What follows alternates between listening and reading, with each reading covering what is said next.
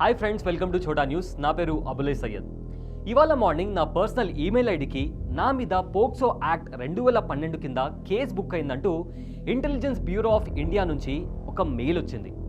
48 hours లోపల వాళ్ళు పంపించిన మెయిల్కి రీప్లై ఇవ్వకపోతే నా మీద అరెస్ట్ వారెంట్ జారీ చేస్తారంటూ ఆ మెయిల్లో మెన్షన్ చేయడం జరిగింది.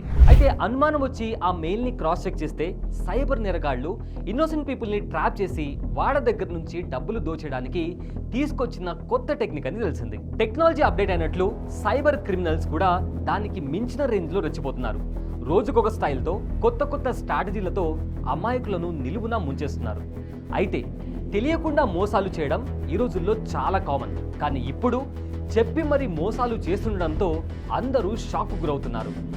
ఇక్కడ ఇంకో ఇంట్రెస్టింగ్ ఫ్యాక్ట్ ఏంటంటే, మోసం చేసేది విదేశాల నుంచినైనా మోసపోతుంది మాత్రం మనోళ్లే. పొరపాటున కూడా ఇలాంటి కాల్స్కు లేదా మెయిల్స్కి రీప్లై ఇస్తే మీ ప్రైమరీ ఇన్ఫర్మేషన్ తెలుసుకొని మీకు కాల్ చేస్తారు.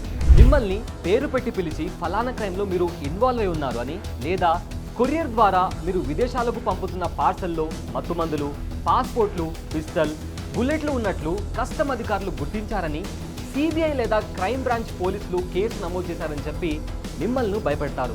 అయితే కాసేపటికే మరో నంబర్ నుంచి వీడియో కాల్ వస్తుంది. తాను ముంబై సిబిఐ అధికారినని, కొరియర్లో నిషేధ వస్తువులపై కస్టమ్స్ అధికారులు ఇచ్చిన సమాచారంతో మీపై కేసు నమోదు చేశామని చెప్తాడు. విచారణకు ముంబై రావాలని, లేకపోతే తామే వచ్చి అరెస్ట్ చేస్తామని బెదిరిస్తాడు. ఇల్లుకు వెళ్ళక తప్పదని, బెయిల్ కూడా రాదని మిమ్మల్ని బెదిరిస్తాడు. బాధితులు తాము ఏ కొరియర్ పంపలేదంటే మీ పేరు, చిరునామా ఉన్నాయంటూ వివరాలు చెబుతాడు. దీంతో తమ పేరు మీద ఇంకెవరైనా పంపారేమోనని ఆలోచిస్తుండగానే మరో వీడియో కాల్ వస్తుంది. తాము కస్టమ్స్ నుంచి మాట్లాడుతున్నామని మళ్ళీ అదే కథ చెప్తాడు. చివరకు తమను ఏదో విధంగా ఈ కేసు నుంచి బయటపడేమని బాధితులు ప్రాధేయపడే వరకు ఫోన్లు వస్తూనే ఉంటాయి. ఇక అప్పటి నుంచి సైబర్ కేటగాడు తన బేరాన్ని మొదలు పెడతాడు. ఇది చాలా పెద్ద కేసని సిబిఐ, కస్టమ్స్ దర్యాప్తు చేస్తున్నాయి కాబట్టి ఖర్చు కూడా భారీగానే ఉంటుందని అంటాడు. అవతలి వ్యక్తి మోసం గ్రహించే వరకు విడతల వారీగా ఇచ్చిన కాడికి డబ్బులు గుంజుతూనే ఉంటారు.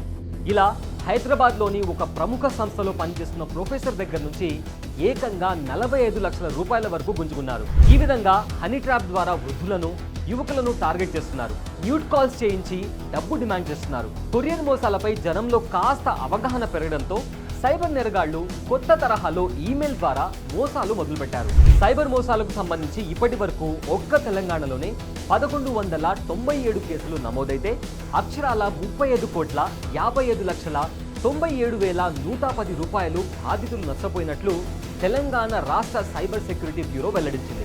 ED, CBI, customs, Mumbai crime branch, intelligence Bureau of India వంటి ప్రముఖ సంస్థల పేర్లు ఎడాపెడా వాడుకుంటూ నేరగాళ్లు మోసాలకు పాల్పడుతున్నారు.